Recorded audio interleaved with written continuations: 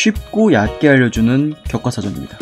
앤더슨 실바보다 먼저 MMA 최강의 스트라이커라 불리던 선수 미르코 크로캅. 미르코 크로캅은 세계 최고 무대였던 일본 단체들의 벼랑 끝 위태로운 모습들로 하여금 차세대 세계 최고 무대가 유력한 UFC로 거처를 옮겼습니다. 기존 좁디 좁은 UFC 헤비급 풀에 아직도 나아지지 않았습니다. 새로운 바람으로 크로캅을 모셔왔으니 UFC 수뇌부 측은 응당 새로운 챔피언 대권 주자로 올라가 주십사 24살 신예 에디 산체스와 데뷔전을 성사시킵니다. 자, 크로캅의 거대한 그림자에 주눅이 든 에디 산체스는 별다른 전술 없이 오로지 생존을 위해 사이드로 도망치는 스탠스를 취했고, 크로캅은 뚜벅뚜벅 자신의 타격거리를 위해 전진할 뿐이었습니다. 그렇게 옥타곤 데뷔전은 크로캅의 일방적인 워밍업이 되었고, 곧바로 다음 경기 헤비급 역사의 길이길이 회자될 크로캅 UFC 두 번째 경기 가브리엘 곤자가와 1차전이 시작됩니다. 1라운드 케이지 중앙에서 한치의 물러섬 없이 크로캅은 자신의 타격거리를 유지하고 있었고, 가브리엘 곤자가는 사우스포인 미르코 크로캅의 뒷손과 뒷발을 철저하게 견제하며 사우스포의 정석적인 대응법으로 상대의 앞손 방향으로 계속 돌았습니다. 그렇게 신중하게 타이밍을 재던 크로캅과 모든 스트레이트가 닿지 않는 곤자가 1분이 넘게 탐색전은 지속되었고, 긴 탐색전을 깬 건 크로캅의 첫 미들킥이었습니다. 분명 깨끗하게 들어간 미들킥이었지만 끈적끈적한 그래플러였던 가브리엘은 익숙하게 곧바로 킥캐치, 바로 탑 포지션을 점유합니다. 하지만 깔린 게 하루 이틀도 아니고 크로캅은 침착하게 가드 포지션에서 곤자가의 허리를 잠그며 천천히 풀어나가려 하였습니다. 그러나 간과한 사실 한 가지, 프라이드와 UFC는 그라운드 상황 시 결정적인 룰의 차이가 하나 있었는데 바로 엘보우의 사용 여부였습니다.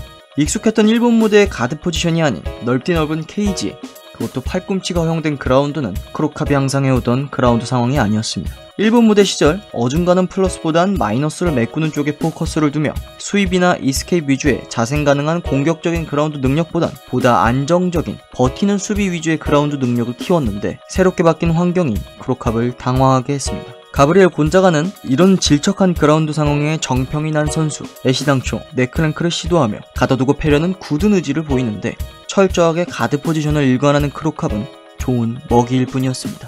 그렇게 일방적이던 경기는 30초를 남기고 의문의 스탠딩을 선언한 심판에 의해 다시 크로캅의 무대인 스탠딩으로 돌아옵니다. 하지만 적지 않은 데미지와 함께 체력이 빨린 크로캅은 경기 종료 10초 전 전설의 장면, 하이킥을 맞고 침몰됩니다. 이 충격적인 하이킥을 어떻게 이해하면 좋을까? 느린 화면으로 굉장히 여러 번 돌려보고 경기 전체를 여러 번 돌려봤습니다.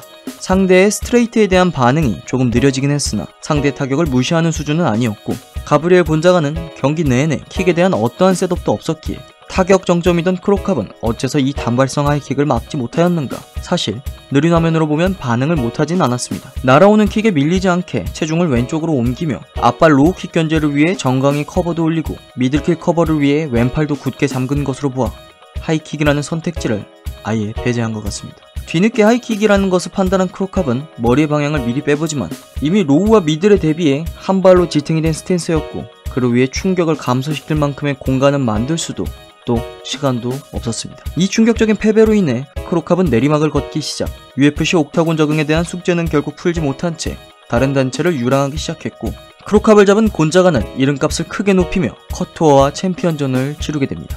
하지만 패배 이후 서로 순탄치 않은 격투기 커리어를 보내며 다시는 만날 수 없을 것 같았지만 우여곡절 끝에 8년 만에 재회를 성공합니다. 30대의 크로캅과 20대의 곤자가는 어느덧 40대와 30대 중반의 싸움이 되었고, 크로캅은 스트라이커의 한계를 보이며 이미 노쇠화가 많이 진행됐기에 사람들은 점점 퇴물이라 부르기 시작. 그런 크로캅의 승리를 확신한 사람은 아무도 없었습니다. 경기는 시작됐고 1차전 초반과 비슷한 양상으로 흘러갑니다만 노쇠화로 속도가 느려진 크로캅은 전과 달리 횡이동으로 피할 수 있던 타격을 종이동으로 더 안전하게 피하려는 모습이 눈에 띕니다. 결국 그런 종이동으로 의한 백스텝의 케이지에 몰려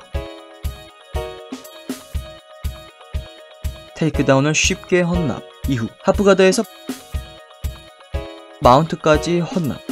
형 지지마. 하지만 놀랍게도 그 곤자가에게 놀라운 테크닉의 발전으로 마운트에서 벗어나며 오히려 히로까지 잡는 공격적인 그라운드 운영을 선보입니다. 물론 뛰어난 그래플러였던 곤자가는 바로 카운터로 역으로 히룩을 잡으며 크로캅은 위기가 오지만 곧바로 침착하게 대응. 1차전과 달리 어느정도 그라운드 공방이 가능하게 된 크게 발전된 모습을 보여줍니다. 그렇게 2라운드 비슷한 양상의 스탠딩 상황에서 서로 위험한 상황이 한 차례씩 지나가며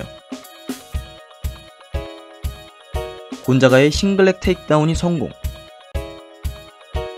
하프가드 상황에서 또 마운트까지 헌납. 일방적인 경기 양상에서 안바까지 시도하는 곤자가. 그렇게 3라운드 시작. 여기서 눈에 띄는 점은 곤자가의 체력에 적신호가 들어오며 발이 묶여있는 모습을 보이는데, 그 부분을 의식한 듯 곤자가는 스탠딩에서 혹시 모를 변수를 차단하고자 곧바로 클린치 압박을 시도. 하지만 훌륭히 수비를 해낸 크로캅은 서로의 타격이 섞이는 타이밍에 특유의 칼같은 왼손 스트레이트를 곤자가에게 적중시킵니다. 이에 위기를 느낀 곤자가는 곧바로 득달같이 클린치 압박을 시도했고, 크로캅은 그 위기를 놓치지 않았습니다.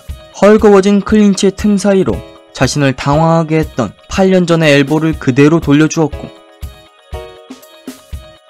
자신을 짓눌렀던 곤자가를 8년 만에 밑에 두게 됩니다. 결국 자신에게 내리막을 선사했던 선수와 그 시작이 된 기술로 8년 만에 복수를 성공한 40살의 크로캅 선수. 누구도 예상하지 못한 드라마. 제가 이 스포츠를 좋아하는 이유입니다. 조금 더 많은 사람들이 MMA를, 격투기를 찾아주고 좋아해주면 좋겠습니다.